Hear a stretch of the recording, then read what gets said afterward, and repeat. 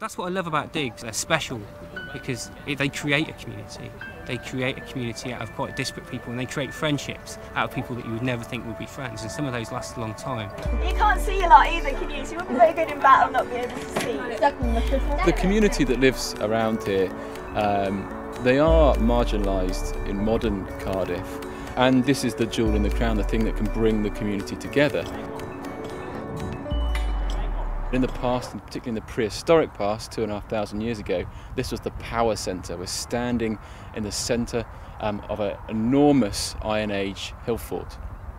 Today, the houses crowd around the outside, but in the past, in the Iron Age, people were living up here on the hill. And some of the people actually who live in the houses in the shadow of the hill fort are up here digging the houses of their ancestors who lived up here 2,500 years ago.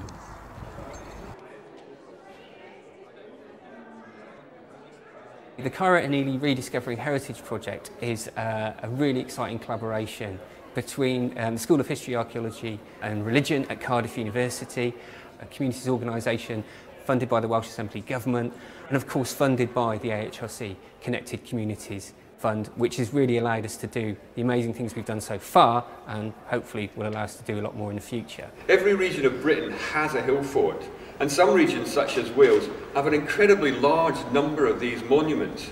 I'm really pleased, therefore, that members of my department have been able to develop a project which exposes the vast potential of this major monument.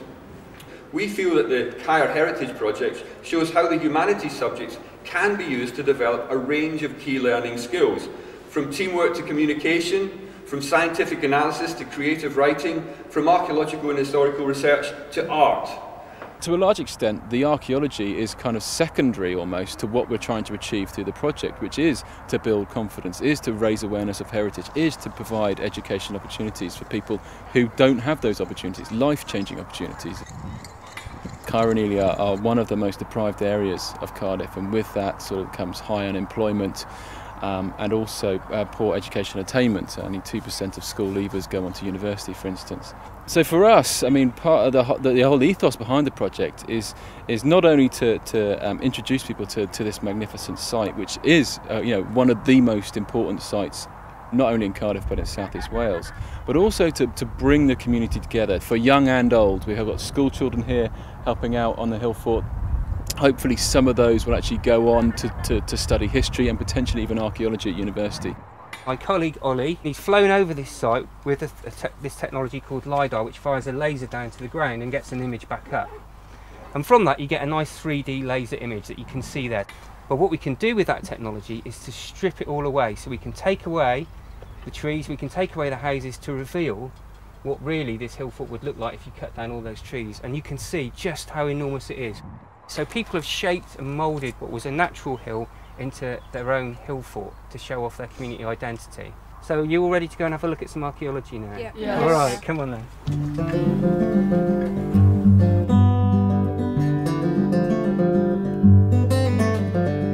We're now in Trench 3, which is one of the largest trenches and perhaps the most exciting, because what we've got here is the real remnants of the Iron Age settlement. Well, it's hard to see them today, but you've got actually two very, very large Iron Age roundhouses. And roundhouses are, people in the Iron Age lived in houses that were round. They were made from, wattle and daub and sort of cow dung walls. These would have been sizable. They would have been enormous, structures really, because they would have had great big conical roundhouse roofs on them, made of thatch. And these are 15 metres wide, these roundhouses, so you can imagine that's a huge house to live in, and that would have been, if you like, occupied by kinship groups really.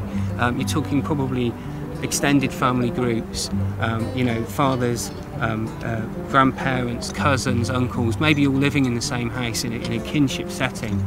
In the winter they probably would be bringing their animals in. It would be quite smelly, but of course, and it would be quite dirty, but you would indeed, you're going to get a lot of, hopefully, finds from within that, because things will be kicked to the edge of the roundhouses, and also you have your hearths in there as well, and people would have been living and being born and dying within these roundhouses over 2,000 years ago. Yeah. You want to clean it a bit further, you can see the colour on the outside. This thing, it's an iron arrowhead. So they say it's an armour piercing piece. just has one barb on this side. Within the nature of the economy at the moment, people are struggling to find work, some of whom are sort of perhaps losing that get up and go a bit and that confidence a little bit, who have really been able to come up here and get involved in something that gives them that sense of being part of something and part of something with other people that's building their skills, building their confidence back up, making them feel that they have something to contribute, because they've, you know, this couldn't have been done without, on the scale it's been done, without local people up here digging and putting in the practical work.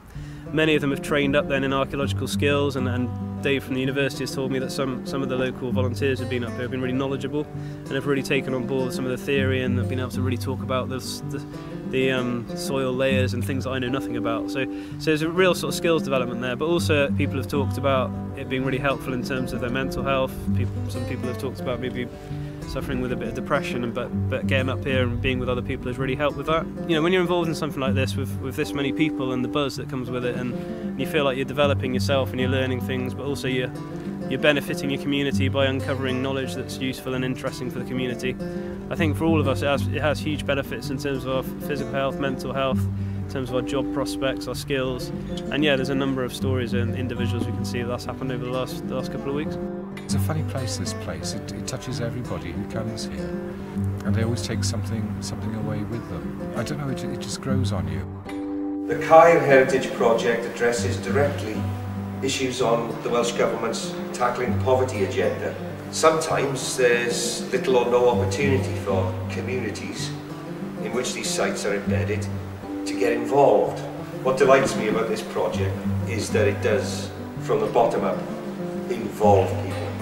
It goes back always to the local community.